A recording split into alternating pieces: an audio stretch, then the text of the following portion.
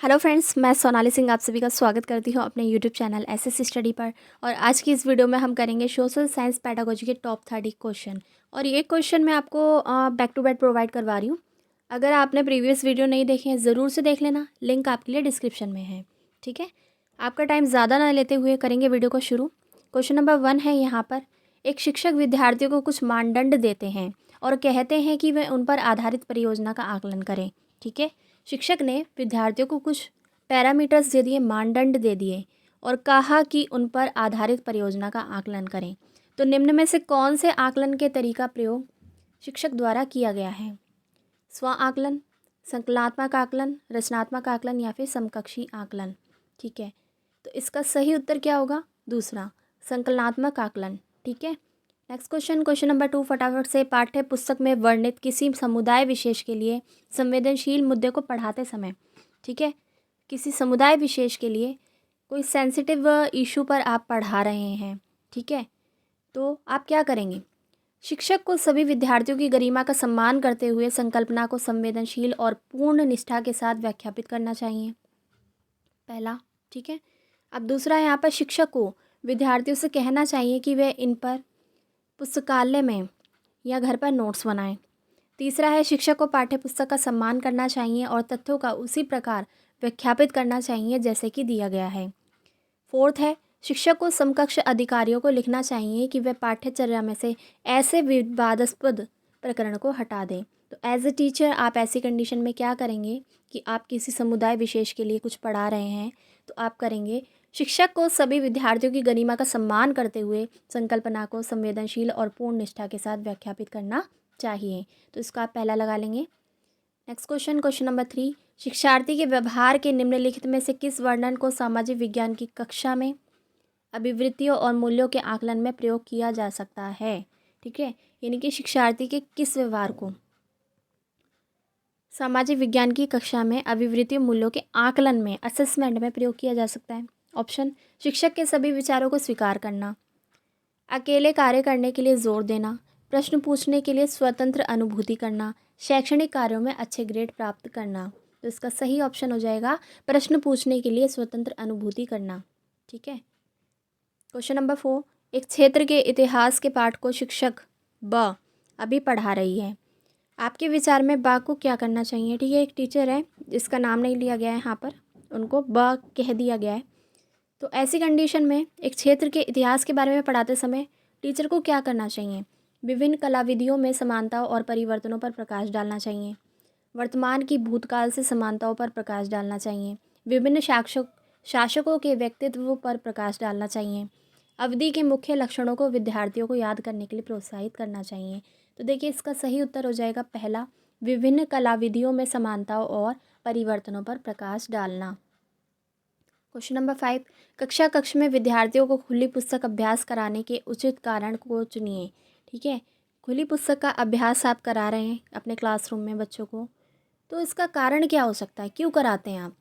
बिना तैयारी के विद्यार्थियों का मूल्यांकन करना, पाठ्य भाषा के प्रयोग को प्रोत्साहित करना, पाठ को विस्तृत रूप से याद कराना, पाठ को किसी विशिष्ट प्रश्नों के संदर्भ में पढ़ाना। तो इसका सही उत्तर हो जाएगा चौथा, पाठ को किसी विशिष्ट प्रश्नों के संदर्भ में पढ़ाना। नेक्स्ट क्वेश्चन फटाफट से, क्वेश्चन नंबर 6। शिक्षार्थियों के संकलनात्मक आकलन का उद्देश्य क्या है? परियोजना का आकलन, पाठ के अंत में आकलन, सत्र के समाप्त होने पर आकलन या फिर कक्षा के दौरान आकलन। तो देखिए छठे का सही होगा तीसरा, सत्र के समाप्त होने पर आकलन। ठीक है, नेक्स्ट क्वेश्चन, क्वेश्चन नंबर 7। रचनात्मक मूल्यांकन को कब किया? सत्र के अंत में, इकाई के अंत में, नई इकाई को पढ़ाने के पूर्व, शिक्षण अधिगम प्रक्रिया के दौरान। ठीक है, तो इसको कब किया जाता है? इसको किया जाता है शिक्षण अधिगम प्रक्रिया को पढ़ाने के दौरान या फिर शिक्षण अधिगम प्रक्रिया के दौरान। ठीक है, एग्जैक्ट जो वर्ड होंगे इसके ये होंगे। ठीक है, तो लगा लेंगे आप फोर्थ वाला। नेक्स्ट क्वेश्चन फटाफट से, क्वेश्चन नंबर 8। मूल्यांकन का उद्देश्य क्या है? समस्यात्मक विद्यार्थियों की पहचान करना, शिक्षण अधिगम प्रक्रियाओं में सुधार करना, बच्चों को श्रेणियों में बांटना या फिर प्रतियोगिता को प्रोत्साहित करना। तो देखिए मूल्यांकन का सही उद्देश्य है शिक्षण अधिगम प्रक्रियाओं में सुधार करना। Question number 9। निम्न में से किसकी सीबीएसई द्वारा निर्माणात्मक मूल्यांकन के लिए अनुशंसा नहीं की गई है? आई रिपीट, निम्न में से किसकी सीबीएसई के द्वारा निर्माणात्मक मूल्यांकन के लिए अनुशंसा नहीं की गई है? लगातार मूल्यांकन के लिए, प्रामाणिक पाठ्यपुस्तकों का उपयोग, स्रोत के आधारित विश्लेषण, मॉडल्स एवं पाठ। ठीक है, ये मॉडल्स यहाँ पर हो जाएगा चार्ट, पार्ट नहीं होगा ये। ठीक है, इसको करेक्ट कर लेंगे आप। तो देखिए किसकी अनुशंसा नहीं की गई है सीबीएसई के द्वारा? दूसरा, प्रामाणिक पाठ्यपुस्तकों का उपयोग। क्वेश्चन नंबर 10 है यहाँ पर, सामाजिक विज्ञान की कक्षा में उपयोग होने वाली विधि जिसमें शिक्षार्थियों को एक दूसरे के प्रति लगाव का मूल्यांकन करने के लिए कहते हैं, क्या कहा जाता है? उसे डैश कहा जाता है, स्व आकलन कहा जाता है, समाजमितीय तकनीक कहा जाता है, केस अध्ययन कहा जाता है, या फिर मनोमितीय तकनीक कहते हैं। तो देखिए, अगर एक शिक्षार्थी दूसरे के प्रति लगाव का मूल्यांकन कर रहा है तो वो क्या कर रहा है, वो क्या होगा? उसे आप कहेंगे समाजमितीय तकनीक। दूसरा, क्वेश्चन नंबर 11 फटाफट से, सामाजिक विज्ञान में परियोजना कार्य उपयोगी होते हैं। ठीक है, प्रोजेक्ट वर्क जो होते हैं वो उपयोगी होते हैं। क्यों होते हैं उपयोगी? विषय आधारित कार्यों में होते हैं उपयोगी। यदि उसमें संग्रहण तथा विश्लेषण नहीं करना हो तब उपयोगी होते हैं। यदि पाठ्य सामग्री के अंतर्गत संदर्भों पर आधारित हो, कक्षा अथवा घर पर समूहों में कार्य करने के लिए। तो भाई इसमें से कुछ ऑप्शन जो होंगे गलत हैं, कुछ जो हैं वो सही हैं। तो सही वाला मैं आपको बता देती हूँ। ए ठीक होगा, विषय आधारित कार्यों में परियोजना कार्य उपयोगी होते हैं। ठीक है, दूसरा इसमें सही होगा आपका डी, कक्षा अथवा घर पर समूह में कार्य करने के लिए। तो हम देखेंगे ए और डी कौन से ऑप्शन में है, पहले में, दूसरे में, तीसरे में, चौथे में। तो ये है पहले वाले में, लगा लेंगे इसका पहला। नेक्स्ट क्वेश्चन, क्वेश्चन नंबर 12, लोकतांत्रिक संस्थाओं पर प्रोजेक्ट करके दिखाया जा सकता है कि। ठीक है, यानी कि लोकतांत्रिक संस्थाएं जो होती हैं उन पर क्या प्रोजेक्ट करके दिखा सकते हैं आप? इनका विश्लेषण करके इनकी विशेषताओं और चुनौतियों को पहचाना जा सकता है। विद्यार्थियों को इन संस्थाओं को जैसे हैं वैसे स्वीकार करना चाहिए, वे जैसे पाठ्य पुस्तकों में वर्णित हैं उसी प्रकार के हैं। यह संस्थान प्रभावशाली नहीं है। ठीक है, डेमोक्रेटिक जो संस्थाएं होती हैं तो उन पर जो प्रोजेक्ट करके दिखाया जा सकता है, इसलिए दिखाया जा सकता है इनका विश्लेषण करके इनकी विशेषता और चुनौतियों को पहचाना जा सकता है। ठीक है, कैसे? प्रोजेक्ट करने पर। क्वेश्चन नंबर 13 है इसका, सामाजिक विज्ञान की किसी कक्षा में निम्नलिखित में से कौन सा तरीका यह समझने के लिए उपयुक्त है कि ग्रामीण क्षेत्रों में सार्वजनिक और खुले स्थान तेजी से लुप्त हो रहे हैं? ग्रामीण क्षेत्रों में, ठीक है, सार्वजनिक और खुले स्थान तेजी से लुप्त हो रहे हैं। सर्वेक्षण परियोजना के द्वारा, विषय पर समूह में चर्चा करके, कंप्यूटरों की सहायता से प्रस्तुत करना, निर्धारित पाठ्य सामग्री के आधार पर परिचर्चा। ठीक है, तो इसमें से कौन सा तरीका सबसे ज़्यादा उपयुक्त है ये समझने के लिए? पहला लगा लेंगे आप, सर्वेक्षण परियोजना।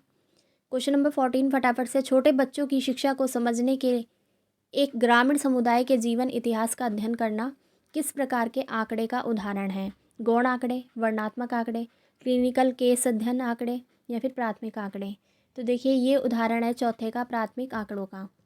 फटाफट से अगला क्वेश्चन, क्वेश्चन नंबर 15, मौखिक इतिहास को लिखने के लिए निम्नलिखित में से कौन सी स्रोत सामग्री नहीं है? ठीक है, सैन्य विद्रोह के बारे में एक ब्रिटिश सैनिक का मौखिक वर्णन, उस व्यक्ति की स्मृतियाँ जो विभाजन के समय भारत से पाकिस्तान गया था, एक विद्वान जो वर्तमान शिक्षा व्यवस्था पर बात करता है, उन व्यक्तियों के घटना वृत्तांत जिन्होंने भारत छोड़ो आंदोलन में हिस्सा लिया था। ठीक है, तो स्रोत सामग्री जो नहीं है वो आपको बतानी थी। तीसरा लगा लेंगे आप इसका, एक विद्वान जो वर्तमान शिक्षा व्यवस्था पर बात करता है। क्वेश्चन नंबर 16, निम्नलिखित में से कौन सा कथन प्राचीन हस्तलिपि के संदर्भ में सही नहीं है?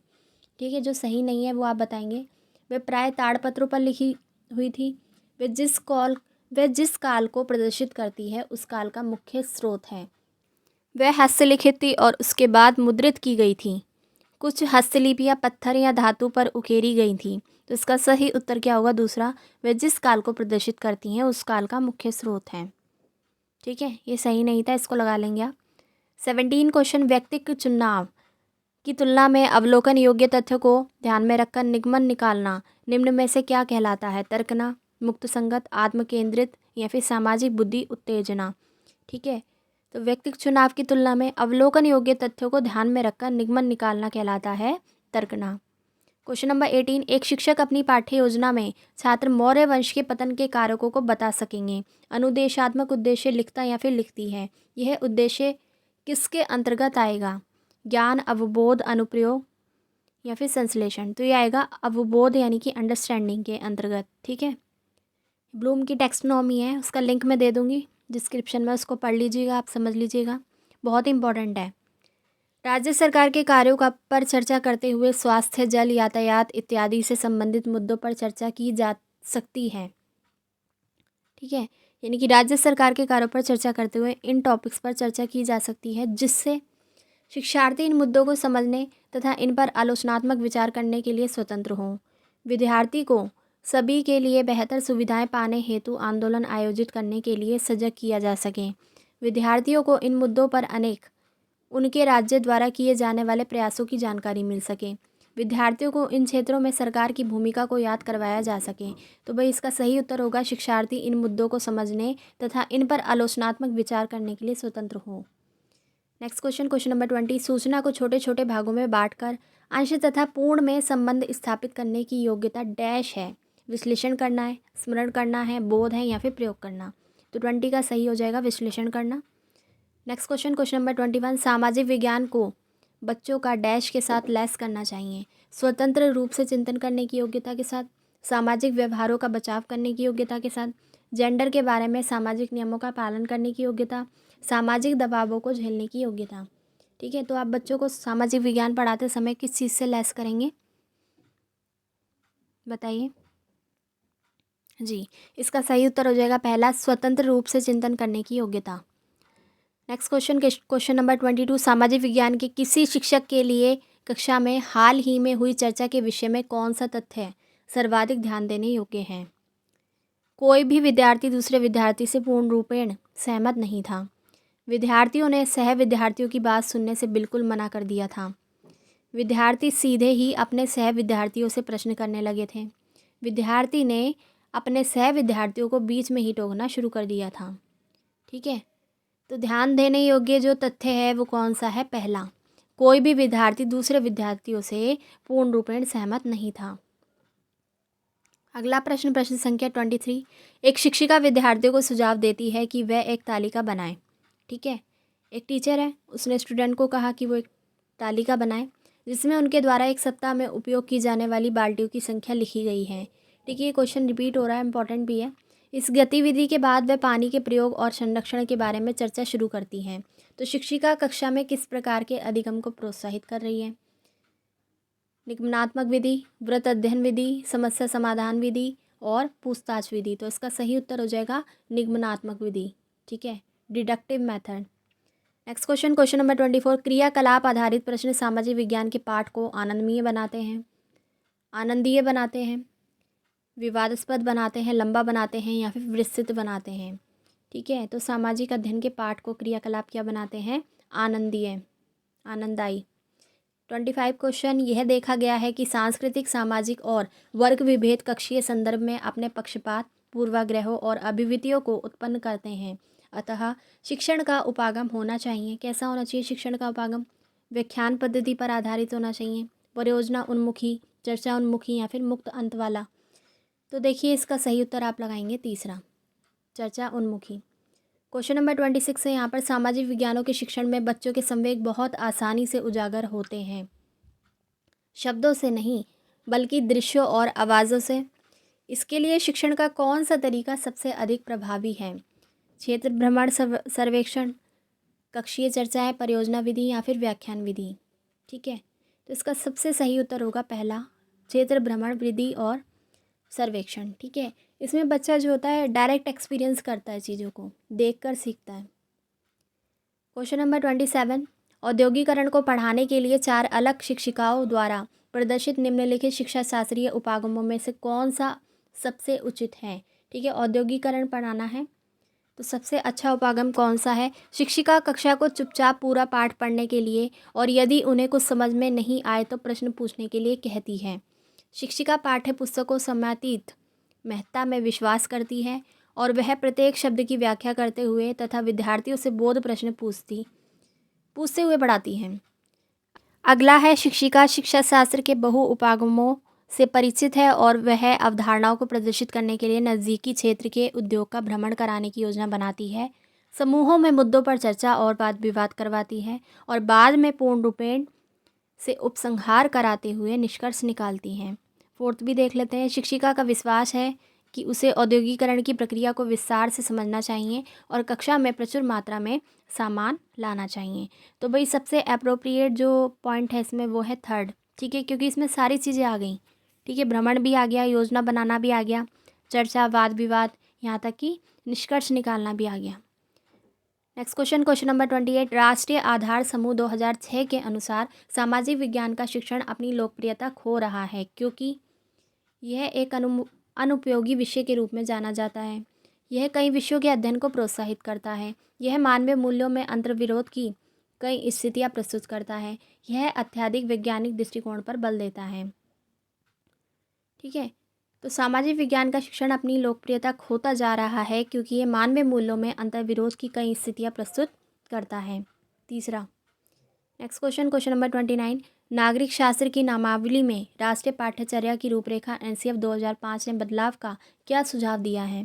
सामाजिक और राजनीतिक जीवन, अर्थशास्त्र, भूगोल और इतिहास। तो इसका सही उत्तर हो जाएगा पहला, सामाजिक और राजनीतिक जीवन। ठीक है, अपर प्राइमरी स्टेज पे इस नाम से पुस्तक पढ़ाई जा रही है। नेक्स्ट क्वेश्चन और आज की इस वीडियो का लास्ट क्वेश्चन, सामाजिक विज्ञान की पाठ्यपुस्तकों के प्रति क्या दृष्टिकोण होना चाहिए? याद करने योग्य एक अभिलेख के रूप में, अंतिम वक्तव्य के रूप में, आगामी पूछताछ के अवसर के रूप में, ज्ञान के भंडार के रूप में। तो भाई इसका सही उत्तर क्या हो जाएगा? तीसरा, आगामी पूछताछ के अवसर के रूप में। ठीक है, तो ये थे सोशल साइंस पेडागोजी के आज के टॉप 30 क्वेश्चंस। ठीक है, मैं फिर से आपको रिमाइंड करा दूं, अगर आपने हमारे प्रीवियस वीडियो नहीं देखे उनको ज़रूर से देख लीजिएगा। मैं सोनाली सिंह मिलूंगी आपसे अगली बार। Thanks for watching.